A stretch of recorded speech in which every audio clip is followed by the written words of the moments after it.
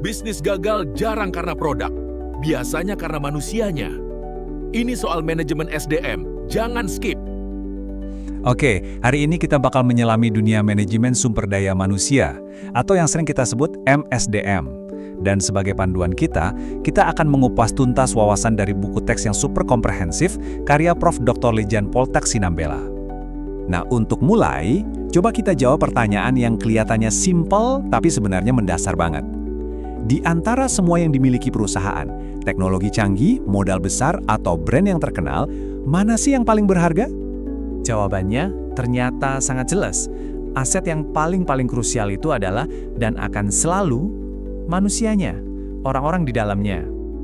Tapi, tunggu dulu. Cara kita memandang manusia sebagai aset ini ternyata udah berevolusi secara dramatis dari waktu ke waktu. Dan ini adalah poin kunci pertama yang akan kita bedah bersama. Ini dia peta perjalanan kita. Kita akan bahas 5 area utama ini, yang sebenarnya mengikuti alur perjalanan alami seorang karyawan di dalam sebuah organisasi. Kalau kita lihat sejarahnya, cara pandang terhadap karyawan itu bergeser banget. Dulu mereka cuma dianggap pekerja, lalu naik kelas jadi sumber daya yang perlu dikelola, terus jadi modal manusia yang punya nilai. Dan sekarang puncaknya mereka dianggap sebagai investasi. Artinya apa? Artinya perusahaan nggak lagi cuma mengelola biaya tenaga kerja, tapi secara aktif menumbuhkan nilai dari orang-orangnya dengan harapan dapat imbal hasil yang lebih besar di masa depan. Oke, jadi kalau kita udah sepakat kalau manusia itu adalah sebuah investasi, pertanyaan selanjutnya adalah gimana caranya sebuah organisasi bisa mendapatkan orang yang tepat? Semuanya itu dimulai dari fondasi yang kokoh.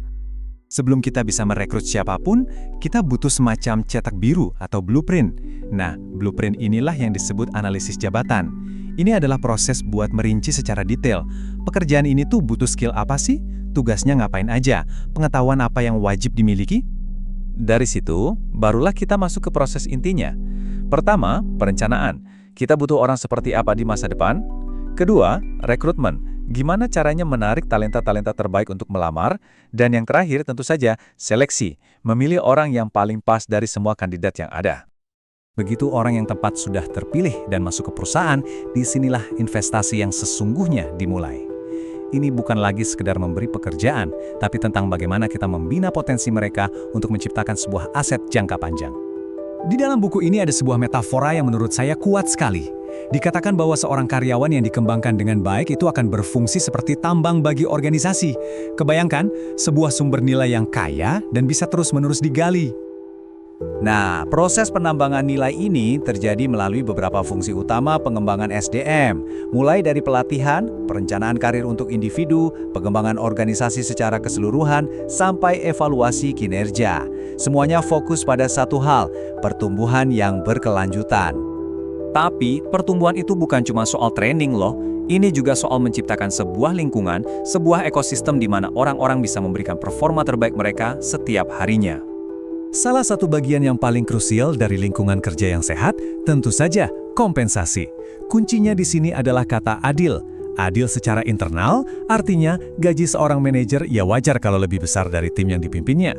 Dan juga adil secara eksternal, artinya gaji yang ditawarkan itu kompetitif kalau dibandingkan dengan perusahaan lain di pasar yang sama. Selain gaji, tempat kerja yang sehat itu dibangun di atas beberapa pilar penting lainnya. Misalnya, kepuasan kerja. Apakah karyawan merasa senang dengan pekerjaan mereka? Lalu disiplin kerja, apakah aturannya jelas dan ditegakkan secara konsisten? Dan yang paling utama, keselamatan dan kesehatan mereka. Itu prioritas. Oke, dari tadi kita udah bicara soal proses-proses yang fokusnya ke individu. Sekarang coba kita zoom out sedikit. Semua proses individual ini pada akhirnya mengerucut ke satu tujuan yang jauh lebih besar, membangun sebuah tim yang kuat dan kohesif. Di sini ada analogi yang sederhana tapi sangat mendalam, yaitu ilmu semut.